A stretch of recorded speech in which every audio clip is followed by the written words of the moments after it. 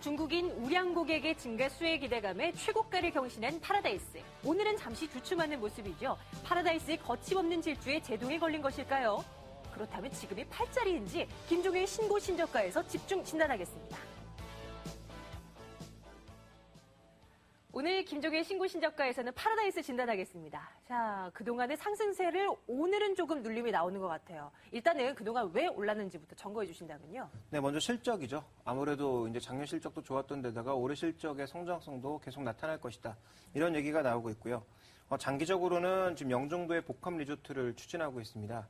공항과 모노레일로 연결될 수 있는 복합 리조트를 추진하고 있는데 물론 장기적인 상황이긴 합니다만 이런 복합 리조트를 만약에 만들게 된다면 인천공항 이용객이 워낙 많은 상황에서 실제로 이제 일종의 터미널 역할도 하고 있잖아요. 인천공항이 뭐 그런 수요도 이제 당길 수 있다라는 점에서 긍정적인 부분이 나타나고 있는 것이고 또 하나 단기적으로 보면 일본의 골든위크는 물 건너갔지만 중국의 노동절 휴가에 따른 단기 모멘텀도 현재 시장에서는 굉장히 긍정적으로 보고 있습니다.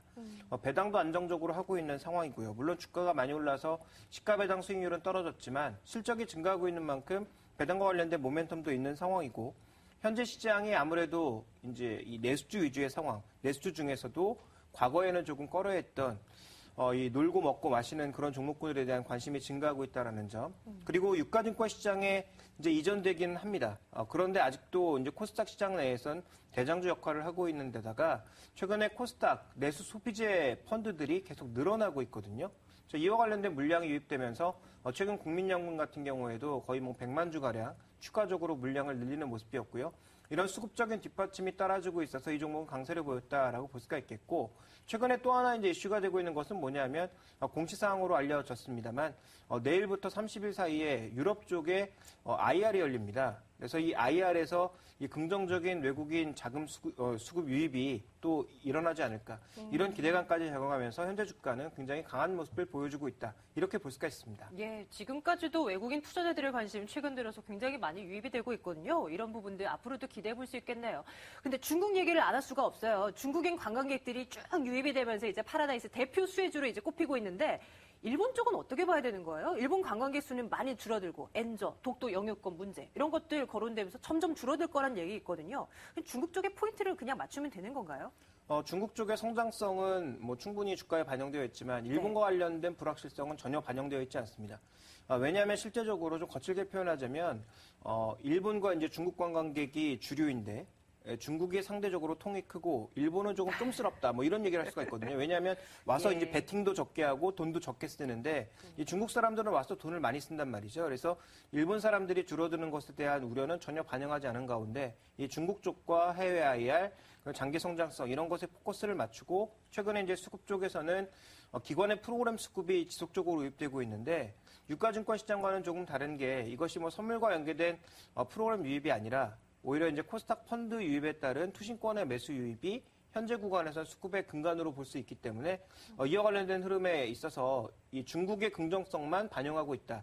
그래서 이제 우리가 좀 주의해 볼 만한 요소는 분명히 있겠다. 왜냐하면 일본이 아무리 와서 돈을 안 쓴다고 하더라도 일본 관광객이 줄어드는 부분은 충분히 주가에도 반영이 돼야 되는데 아직도 이 부분은 반영이 되지 않았다. 이렇게 좀 볼 수가 있습니다. 예. 그 파라다이스에 대한 증권사 리포트를 보면요. 그동안 워낙 높은 가격대를 이제 설정을 목표가로 해놨다가 주가가 많이 올라가고 나니까 추가적으로 상향 조정하겠다는 증권사는 드문 것 같아요. 오히려 뭐 그 투자 의견을 조금 내려잡는다든지 그런 움직임이 나타나고 있는데 지금 투자 관점에서는 어떻게 해야 되는 거예요? 많이 올랐지만 보유하신 분들의 영역인가요? 어떻게 판단 가능합니까? 장기적으로 봤을 때는 여전히 매수 국면이다. 이렇게 판단하고 있습니다만 단기적으로 봤을 땐 팔아야 된다. 비중 축소다. 이렇게 보고 있습니다. 왜냐하면 조금 전에 말씀드렸던 대로 일본 관련된 피해가 아무리 적다고 하더라도 현재는 너무 긍정적인 부분만 반영되어 있다는 점 그리고 실적 발표 기간에서 항상 주가가 크게 흔들렸다라는 점을 고려해 봤을 때 신규 매수는 자제하시는 게 제일 좋지 않나라고 판단하고 있고요. 또 이제 보유자들 중에서도 낮은 가격에 사셨던 분들은 상단의 변동성을 충분히 감내할 수 있는 수준이겠지만 최근 가격대 정도에서 사셨던 분들이라든지 아니면 신고가 돌파를 보고 이 돌파 매수 관점에서 접근하셨던 분들은 제가 보기에는 목표 수익률을 단기적으로는 조금 낮춰잡는 것이 좋지 않을까 판단하고 있습니다. 그 이유는 이제 두 가지 정도로 볼 수가 있는데요. 기관의 움직임, 현재 유가증권 시장으로 이관하는 과정에서 약간의 변동성이 나타날 수 있다는 점, 그리고 최근에 지속적으로 유입되고 있는 이러한 종목군들, 코스닥 시장에서 수급이 유입되고 있는 종목군들이 어떻게 보면 과거 70주 종목과 비슷한 양상을 보일 수도 있거든요. 그래서 과거 이제 70주도 투자자문사의 수급이 엄청나게 쏠리면서 고점을 모를 정도로 올라갔지만 결국은 충격을 받으면서 밸류에이션 갭은 또 대폭 축소하는 모습을 보여주었기 때문에 실적이 잠깐만 흔들려도 주가의 변동성은 커질 수 있다는 측면에서 단기적으로는 조금 매매를 자제하시고요. 장기적인 관점에서 봤을 때는 충분한 조정을 이용해서 사는 것이 좀 더 유리한 투자 전략이 되지 않겠는가 판단하고 있습니다. 신고가를 경신한 파라다이스 점검했습니다. 다시 한번 경고등 켜졌다는 거 알려드리도록 하겠습니다. 자, 오늘 김종의 신고 신저가 파라다이스 점검해드렸습니다. 오늘 말씀 고맙습니다.